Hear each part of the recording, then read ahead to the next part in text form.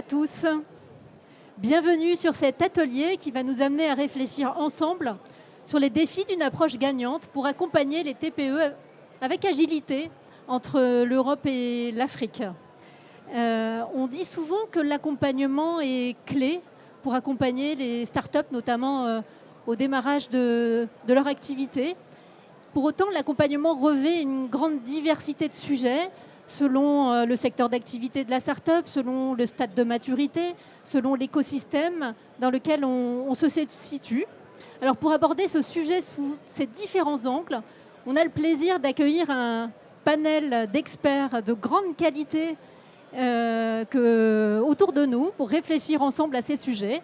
Alors j'ai le plaisir d'accueillir avec nous Grégoire de Padirac de Digital Africa, Sidonie Latéré de l'accélérateur incubateur CoboHub en République démocratique du Congo et Benoît Cadus de Business France pour partager avec nous les différents points de vue Europe, France, Afrique et des différents continents.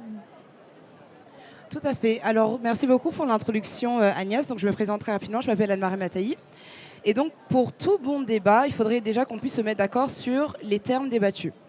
Donc, ma première question, elle va peut-être être simple, mais elle est cruciale pour pouvoir couvrir l'intégralité du périmètre de ce sujet.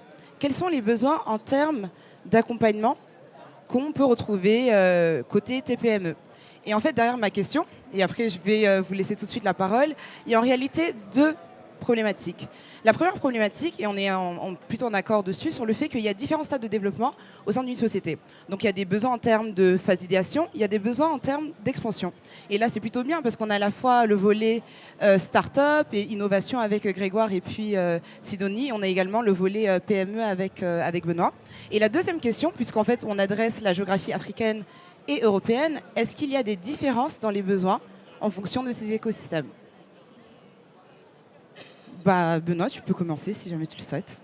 Merci, merci Anne-Marie, merci Agnès. Bonjour à toutes et à tous. Donc, moi, je suis très heureux d'avoir été invité à témoigner sur ce Big 10. J'ai passé 3 ans, un peu plus de 3 ans pour Business France dans les locaux de BPI France. Donc c'est une maison que je connais bien et on a une excellente relation partenariale. Donc moi je suis le directeur pays Angola, République démocratique du Congo pour Business France. Et donc pour que vous puissiez comprendre ce que je veux dire, il faut que j'explique très succinctement ce qu'est Business France.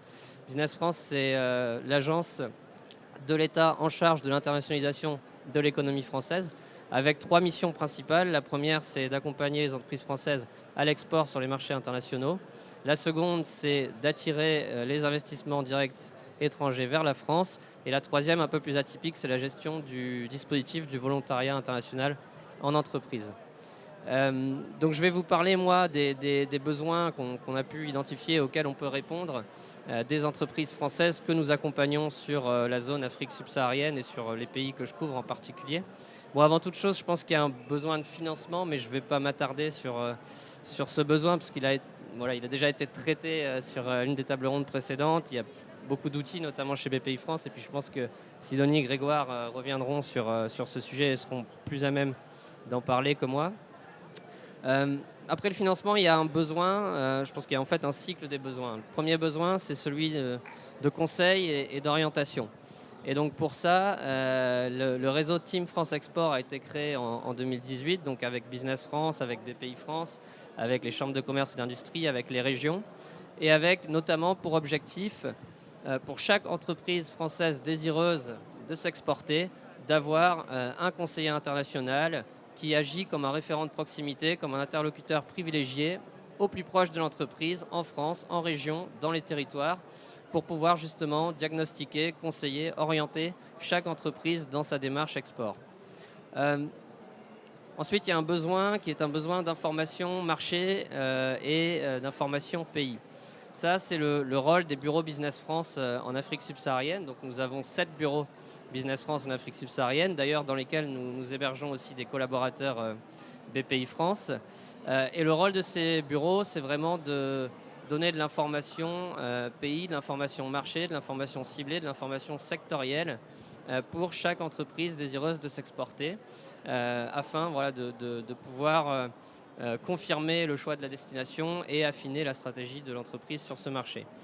Nous organisons aussi, je souhaite le mentionner ici, un événement qui s'appelle Ambition Africa, qui se tient à Paris tous les ans. Ce sera la 6e édition cette année, les 19 et 20 novembre, à Bercy, qui est un événement d'information et de business pour les entreprises françaises et les entreprises africaines qui souhaitent renforcer leur courant d'affaires entre la France et l'Afrique.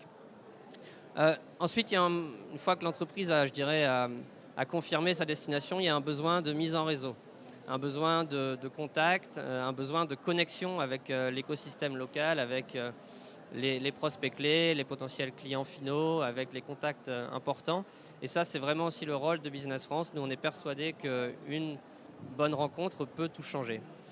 Et enfin, il y a un dernier besoin qui est celui de suivi, et ça c'est vraiment important pour une structure d'accompagnement comme la nôtre, pour faire en sorte de lever les obstacles et que les projets puissent aboutir.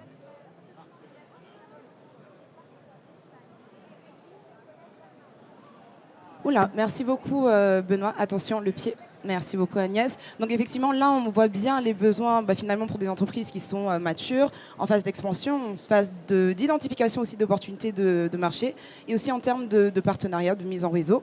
Si on remonte un peu plus haut dans le cycle, sur l'idéation, sur le financement, Sidonie et ensuite Grégoire, quels sont les besoins que vous voyez généralement dans l'innovation?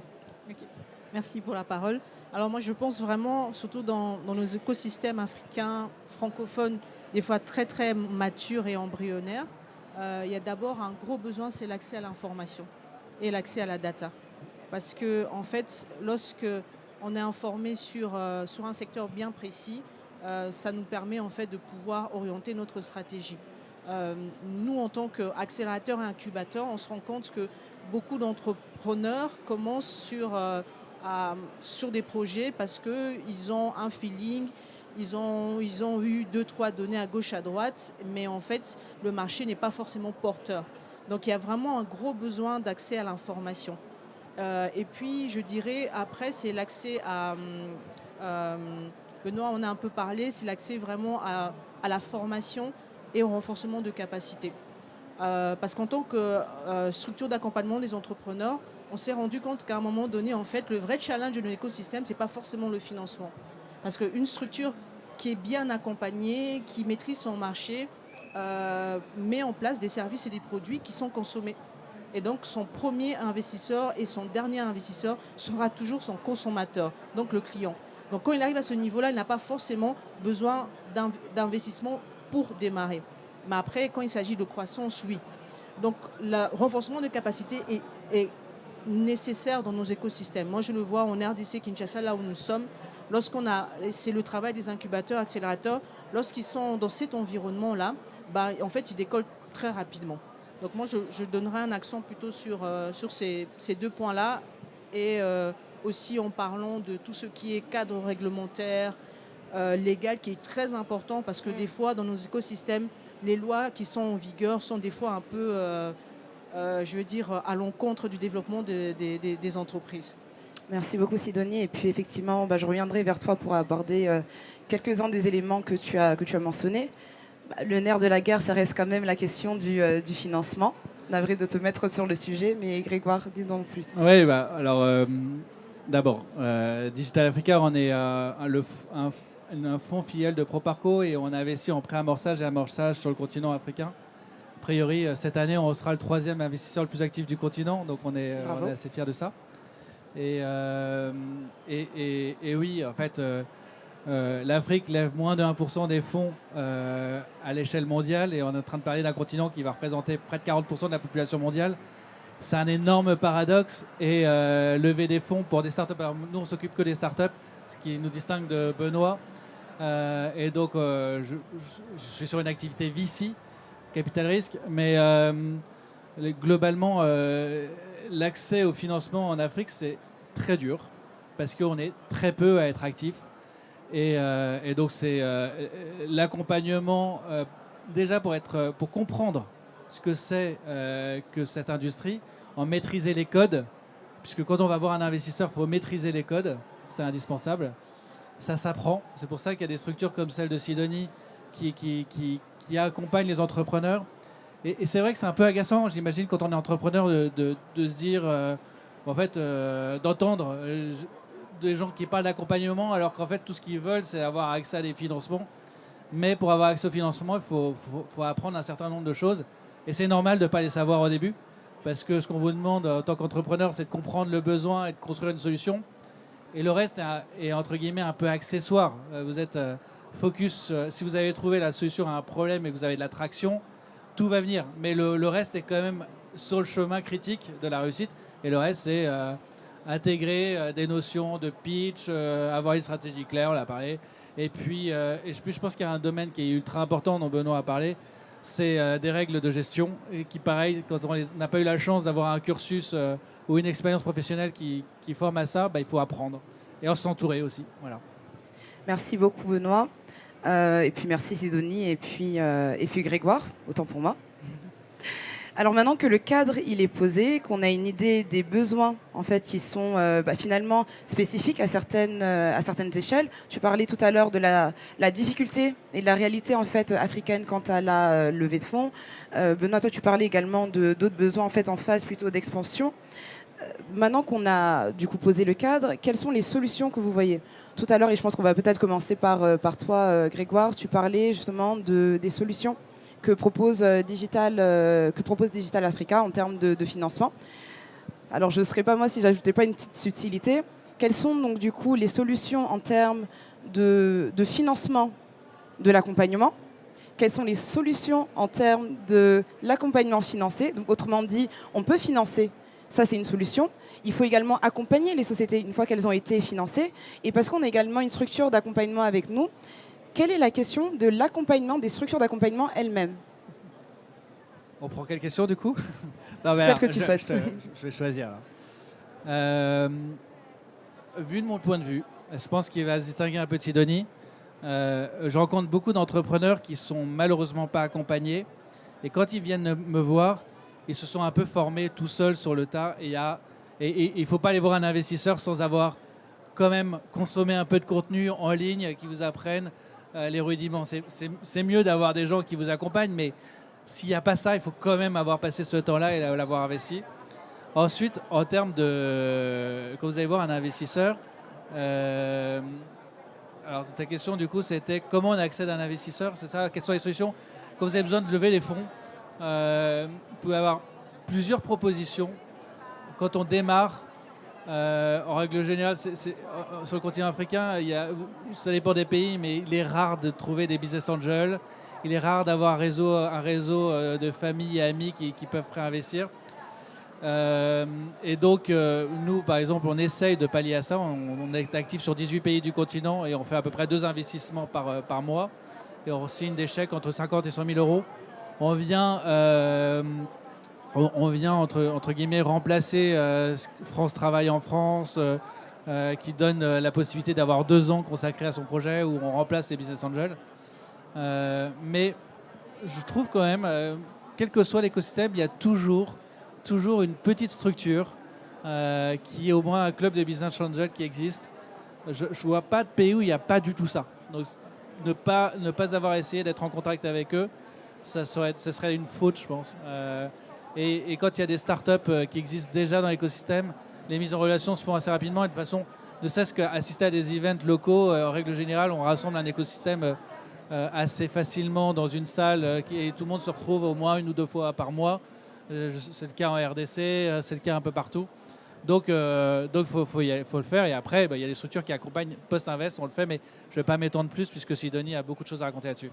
Alors moi, Sidonie, peut-être pour te poser une question, vu ton expérience, sur justement la sélection des profils des fondateurs qui, selon toi, vont bénéficier au mieux de l'accompagnement que tu vas leur proposer. Parce que c'est un vrai, finalement, c'est un matching. Il faut que les programmes d'accompagnement que tu proposes correspondent précisément, on va dire, au stade de maturité de l'entrepreneur, mais aussi, on va dire, à l'état d'esprit du fondateur, qui va être amené justement à son projet, va évoluer, va itérer.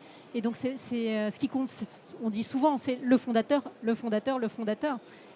Selon toi, comment tu fais cette sélection des fondateurs pour qu'ils profitent au mieux des programmes que tu leur proposes?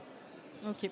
Alors nous, au niveau donc, déjà pour mieux expliquer, nous, Cobub, on est un accélérateur de start-up basé à Kinshasa, au Congo. Donc on est en fait un accélérateur incubateur sectoriel. On accompagne des projets dans 3 secteurs d'activité. Le premier, c'est l'agrobusiness, et puis les industries culturelles et créatives. Ensuite, les nouvelles technologies. Alors, un des critères chez nous, vraiment, parmi les critères qui sont importants chez nous, c'est vrai, je pense que je les mets au même niveau, c'est effectivement l'idée, le profil de l'entrepreneur et aussi la pertinence du produit, du service sur le marché. Parce qu'en fait, tout est jouable en fait. Un entrepreneur qui a une idée, mais qui n'a pas les compétences, après 3 mois d'accompagnement, n'a pas les compétences managériales, il n'arrive pas à les avoir parce qu'il est très technique. On va l'orienter à ce qu'il reste technique, il garde le titre de fondateur, toutes les éloges, mais orienter des personnes qui vont peut-être prendre la direction de l'entreprise. Donc c'est ces 3 choses qui sont primordiales chez nous, mais après c'est modulable en fait. Et donc, au niveau, pour switcher un peu avec la question de Anne-Marraine, effectivement, à ce niveau ici, on s'est rendu compte que pour dynamiser nos écosystèmes francophones Afrique, il y a les incubateurs, les structures d'accompagnement ont une vraie pertinence. Donc, ce qui veut dire qu'il faut multiplier ce genre d'initiatives. Maintenant, il y a un vrai challenge aujourd'hui parce qu'il y a des structures d'accompagnement qui se multiplient, mais qui elles-mêmes ont besoin d'accompagnement. Donc du coup, je pense qu'il faut, à l'échelle d'un pays, avoir une stratégie d'accompagnement. Je pense qu'il faut déjà labelliser les incubateurs. En labellisant les incubateurs, ça veut dire qu'on leur donne les compétences, on leur donne les ressources qu'il faut pour avancer. Un incubateur qui démarre, généralement a un statut d'association, dans certains cas, je veux dire, très, très rares, c'est des entreprises, mais elles ont aussi besoin d'aide de fonds de démarrage. Donc, les 3 premières années, elles souffrent pour avoir des financements pour pouvoir gérer leur opération. En même temps, elles doivent conseiller des startups qui, elles aussi, cherchent des financements pour gérer leur opération. Donc, on se retrouve avec 2 startups qui se gèrent entre elles. Donc, voilà pourquoi il faut vraiment arriver à structurer les incubateurs, labelliser et mettre en place une politique déjà de l'État pour soutenir ce type de structure. Parce que moi, je donne par exemple l'exemple de la RDC. En tant qu'incubateur, on n'a pas de subvention de l'État. On dépend, nous, on a un partenariat avec la France qui finance beaucoup de nos projets. On a aussi un partenariat avec le ministère des Pays-Bas qui finance nos projets. Et on a des partenariats, on a un partenariat avec Digital Africa qui finance des projets qui trouvent éligibles, qui sortent de notre incubateur. Donc voilà, je crois que j'ai pu parcourir un peu. Non, mais c'est parfait. Et puis en plus, c'était d'une pierre multiples coups. Donc merci beaucoup. Peut-être un mot également, Benoît, pour terminer cette première partie de l'atelier.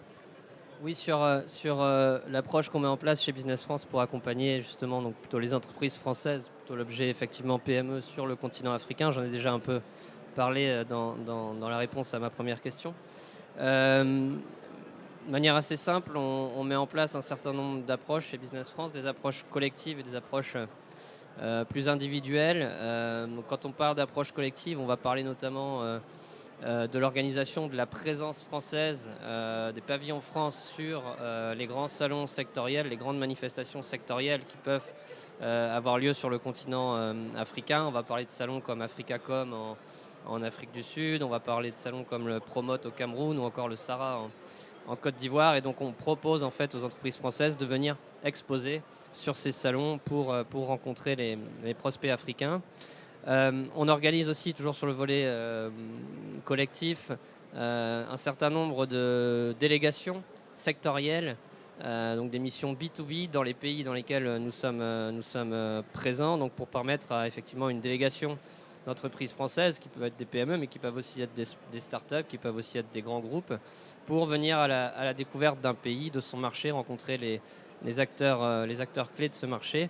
Je peux citer par exemple la mission qu'on a organisée en Angola dans le secteur de l'élevage en mars 2024, où on a eu 9 entreprises françaises du secteur de l'élevage qui sont venues présenter leurs solutions aux acteurs angolais.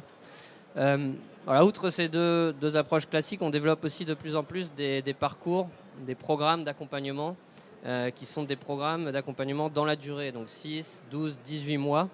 C'est le cas notamment dans le cadre du plan Oser l'export.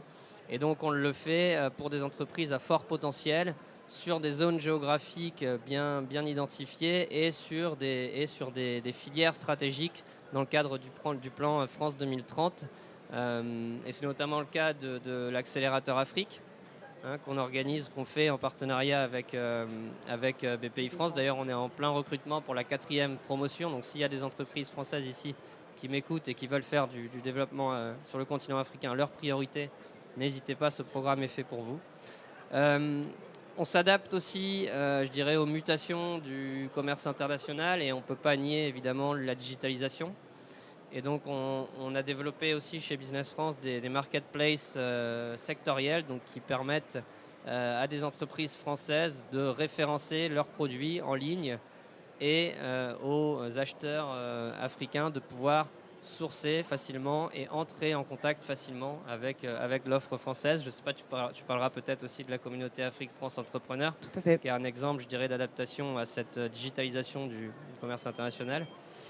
Et puis peut-être un dernier mot sur l'Invest aussi, parce que chaque année, donc Business France accompagne un certain nombre d'investisseurs africains qui ont des projets d'investissement sur le territoire français, donc avec une méthode bien rodée pour détecter et accompagner les projets d'investissement de A à Z. On a accompagné une quinzaine de projets d'investissement qui ont abouti d'entreprises africaines en France en 2023. Merci beaucoup Benoît et parfaite transition vers ta partie Agnès.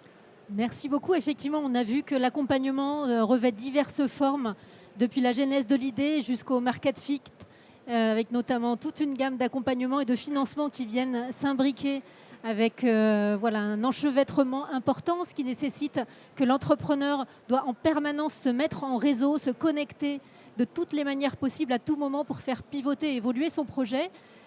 La deuxième partie de cet atelier, maintenant, on ne parlerait pas d'accompagnement si on ne parle pas d'impact. L'impact, ça veut dire une forme aussi de toucher un maximum d'entrepreneurs pour faire monter en puissance la maturité des entreprises pour que les tailles critiques soient atteintes et qu'il y ait effectivement des levées de fonds. Tu évoquais, Grégoire, le fait qu'aujourd'hui, c'est très difficile, notamment pour des startups africaines, de lever des fonds. Donc il y a un sujet de scaling up. Ce que je propose peut-être, Sidonie, c'est de nous partager un petit peu ce sujet. Tu as eu une expérience d'incubation avec un succès important où tu faisais face et tu fais face encore aujourd'hui à un afflux de demandes dans un écosystème embryonnaire. Comment, quand on est une start-up, enfin en tout cas une start-up, oui, tu as été une start-up et maintenant tu es une société établie qui incube des start-up, quand la demande est importante et qu'il s'agit aussi de répondre à un besoin important, parce que l'incubation, ce n'est que la première étape pour ensuite, la finalité étant l'accélération et la levée de fonds. Donc, est-ce que tu peux nous parler de ton expérience, de comment on fait pour faire grandir son activité d'incubation? Okay. Alors, merci Agnès pour la question. Je pense que on parle vraiment besoin d'avoir des produits, des productions de masse. Et là, je pense qu'il faut déjà, dès le départ, avoir une stratégie qui doit évoluer, en fait.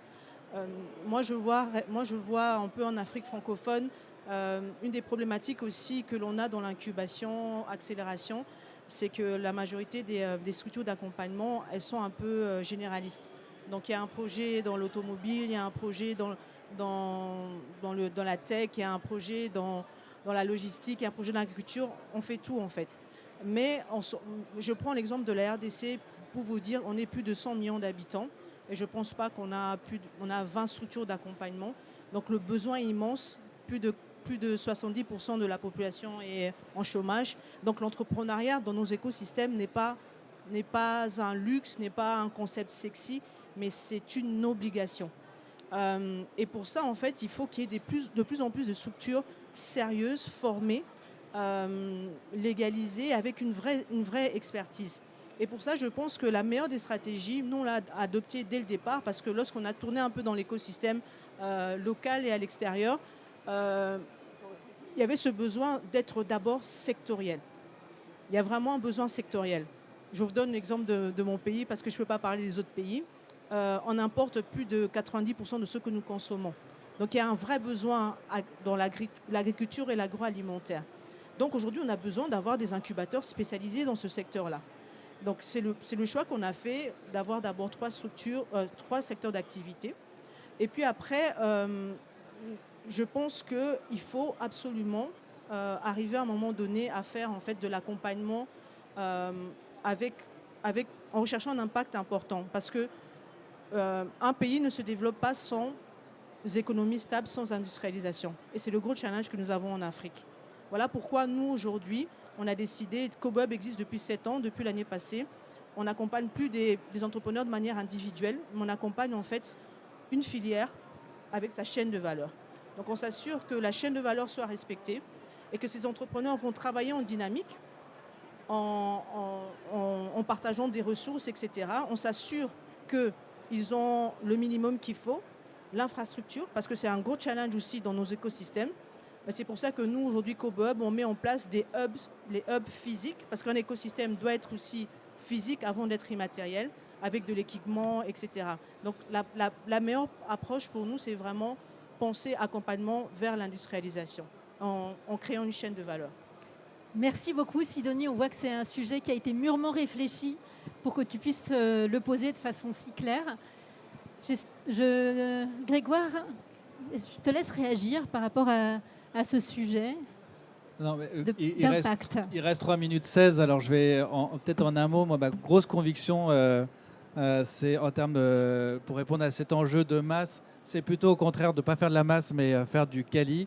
Et je pense qu'il faut vraiment mettre l'accent sur quelques success stories qui, elles, vont être capables de créer de la visibilité pour un écosystème. Et tout l'enjeu, c'est en définitive de faire venir les investisseurs, faire venir les talents pour qu'ils deviennent entrepreneurs, inviter des talents à renoncer à leur belle position et leur carrière pour justement se lancer dans l'entrepreneuriat. Et ça, l'ingrédient indispensable, en plus de tous les autres, mais l'ingrédient indispensable, c'est qu'il y a eu des précédents qui montrent qu'en fait c'est possible. Et c'est ce qu'on essaye de faire, nous, à notre petite échelle. Ça, c'est très intéressant. Donc finalement, plutôt que de massifier l'accompagnement, donc de faire du quanti, de vraiment se concentrer sur le fait de faire naître quelques pépites qui finalement auront un effet de levier pour convaincre plus d'investisseurs de venir. Est-ce que vous êtes d'accord également sur cette approche? Ah, très intéressant. Et on va terminer sur ce petit dernier débat. Peut-être que ça ne s'oppose pas aussi. Non, en fait, ça ne s'oppose pas parce qu'il a un profil d'investisseur et c'est normal, il doit chercher les talents. Mais moi, je vois les challenges que nous, on a localement, en fait. Lorsque, je veux dire que 90% de ce qu'on consomme, on ne produit pas chez nous. Donc, on a besoin de massifier, on a besoin d'accélérer, en fait, la création d'entreprises locales et de faire naître de plus en plus d'entrepreneurs. Donc, je pense que ça ne se contredit pas. Il faut ces deux approches parce que l'Afrique, aujourd'hui, a un retard énorme, en fait. Donc, du coup, il faut qu'on arrive à mettre en place des mécanismes qui vont faire qu'on va avancer très rapidement et à relever le challenge nos challenges de vie tout simplement basiques, en fait. Donc, pour nous, c'est une approche vraiment massifiée, mais avec une logique d'industrialisation. Parfait. Dernière petite question, très rapidement. Je vais du coup l'adresser à l'école de la massification. Comment passer du coup à l'échelle? Quels sont les leviers qu'on a aujourd'hui pour pouvoir démultiplier l'effet? Bon, j'ai pas encore vraiment la réponse, mais je pense que nous, on a pris une approche, on l'a testé. L'objectif, c'était d'abord de faire sortir des pépites qui allaient devenir des exemples pour l'écosystème, montrer que localement, c'est possible de réussir avec très peu d'investissement, mais en créant en fait un écosystème. Et une des grosses difficultés, moi je le dis souvent, pourquoi en Afrique on échoue, c'est parce qu'on n'a pas un écosystème, mais on a un égosystème. C'est-à-dire qu'on a plusieurs acteurs qui sont dispersés. Tout le monde est là, vous allez voir les gens, ils vont vous dire qu'ils font des choses merveilleuses, mais en fait, ils n'arrivent pas à se réunir ensemble et pour créer cet écosystème. Et je pense que pour arriver à massifier, il faut que cet écosystème soit réuni, en passant par l'accompagnement, en passant par les structures de financement. Dans mon pays, on n'a pas de banque d'investissement locale. Donc voilà, il faut vraiment arriver à créer cet écosystème. Et pour moi, je pense que la clé, elle est là. Notre challenge, c'est détruire l'écosystème et créer un écosystème. Merci beaucoup. Sidonie, je trouve que la conclusion est assez à l'image, en tout cas, de ce que BPI France essaie de faire, notamment au travers de cet événement. On célèbre la fête de l'entrepreneur, la fête de l'entrepreneuriat, réunir tous les écosystèmes français, européens et internationaux. Alors, on a un peu dépassé, on n'a plus de place pour les questions. Elles pourront se prolonger en off. Merci infiniment à tous les trois pour ces échanges.